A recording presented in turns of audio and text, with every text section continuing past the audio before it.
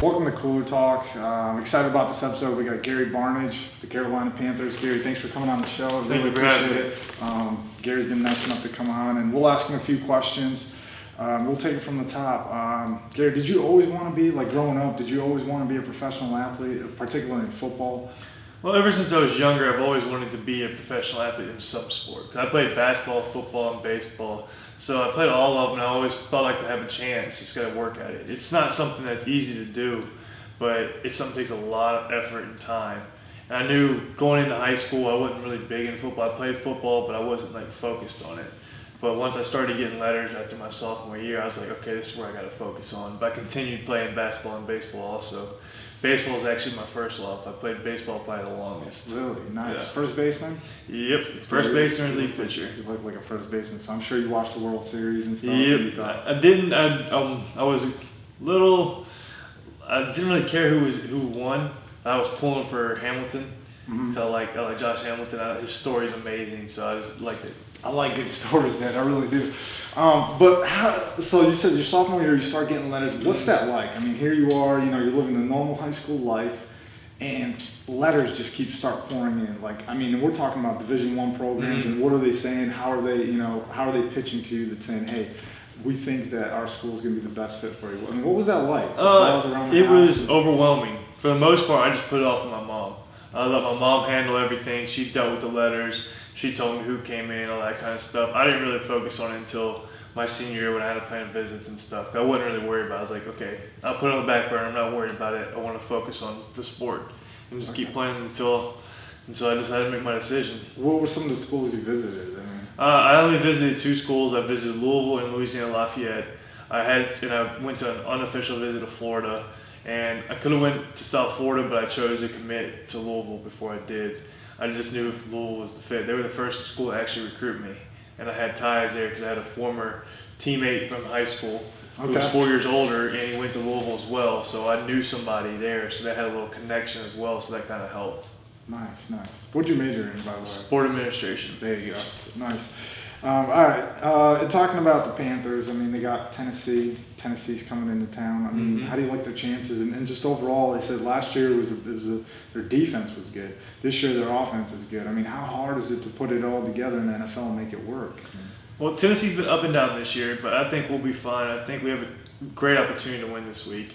And we have a great opportunity the rest of the year. We could honestly win out. As of right now, we could be undefeated if it's certain plays. Just here and there, you have a player or two that could cause you to lose or to win, and we just haven't put it all together yet. And it's looked like that, actually. Your first few games, I mean, all the games, it looked like you guys could have won, or whether it was New Orleans and all the other games. Yeah, it's one play, And that's how football is. It can come down to one play.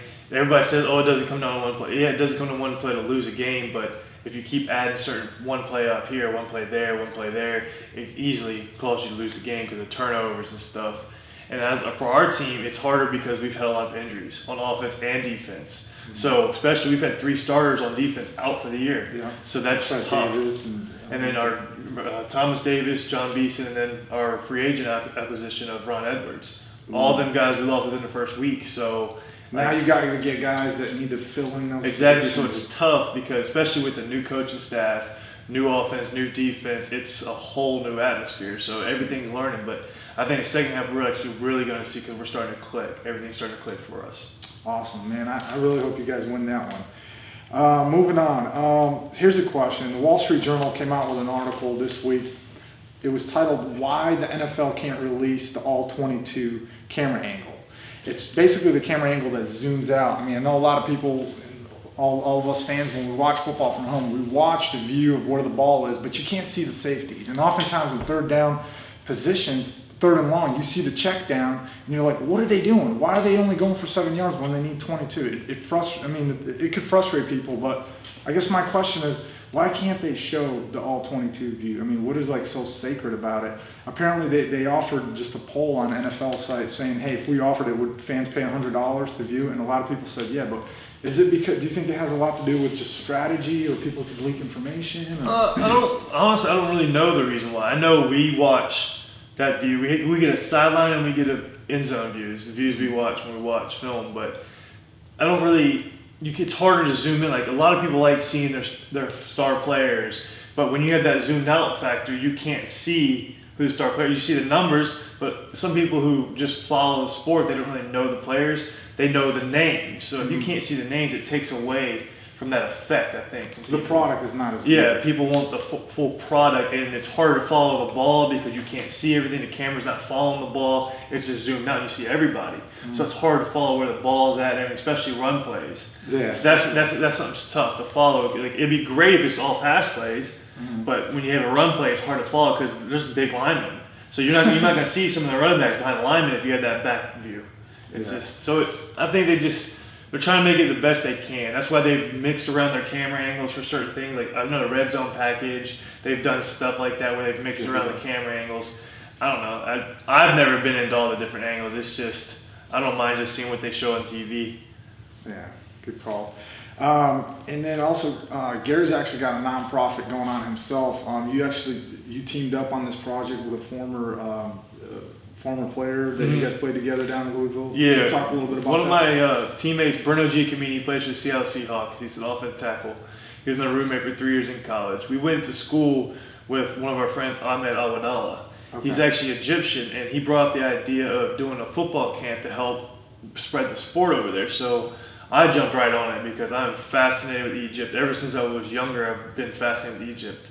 So, have you ever been? No, this will be my first time going. We do our camp over there. We're actually doing a football camp over there in March, and we're going to teach the sport of American football to kids, to kids, and even some younger adults because they don't really have a great grasp of everything. So we're doing a younger camp, a middle camp, and then like a 17 to 22-year-old because they actually have an American football league over there where they got 3 teams. And they have people playing in it. So they want to get to like 15 teams by like 2015. So we're partnering with them. So we're going to teach them the sport and everything.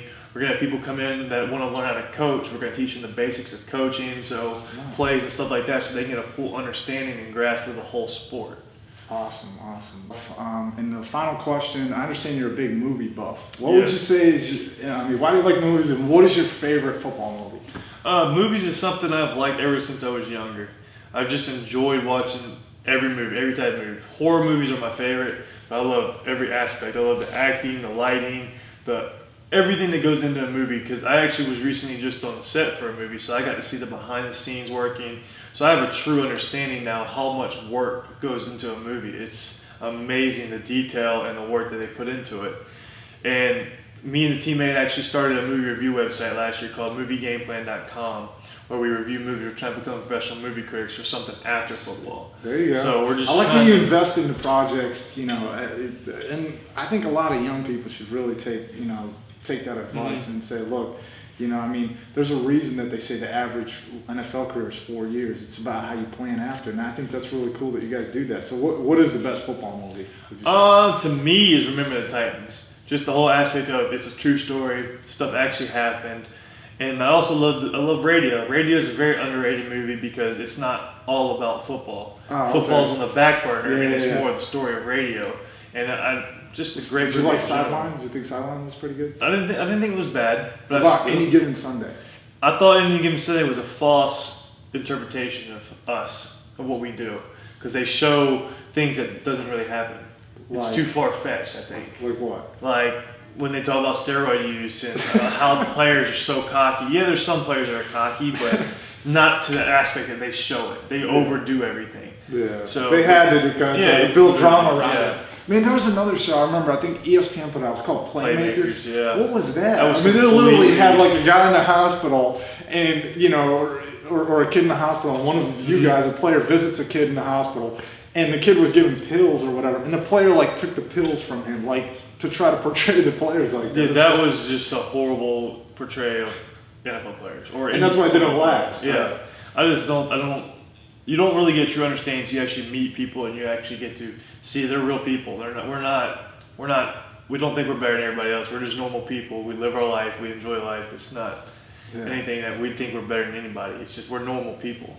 That's But awesome. everybody So you sees guys it got a different. lot of money and cool houses. Well, it's and not cool even that. toys. Like, we've worked our whole life to get here. They're just like everybody works their life to get where they're going to get. Exactly. We're working to get to our dream, and we're one of the lucky few that have made it. It's tough to get there, and it's hard to stay in. That's even harder to stay To in. stay in, and I'm sure the sacrifices you guys made, your parents too, driving to practices, Yep. and all over camps and all that kind of stuff, and you know, it's just like an investment. So, It is, very much so. but yeah, I appreciate it, man. Thank you for having me on. And that's that.